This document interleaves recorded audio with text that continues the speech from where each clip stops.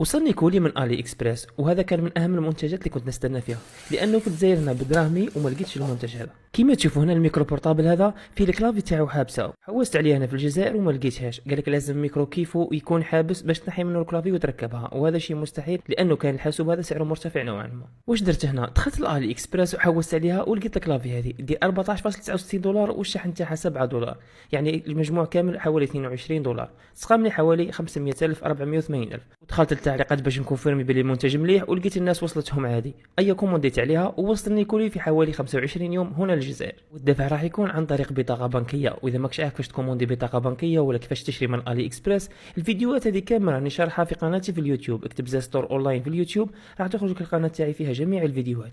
كما تشوفون التغليف كان ما شاء الله من البائع، وراح يوصلك المنتج في حاله جيده كما راكم الان مع علبه المعدات. واي واحد يسد الضمان هذا لازم تعود عنده وحده كيما هذه اللي فيها جميع الاسلحه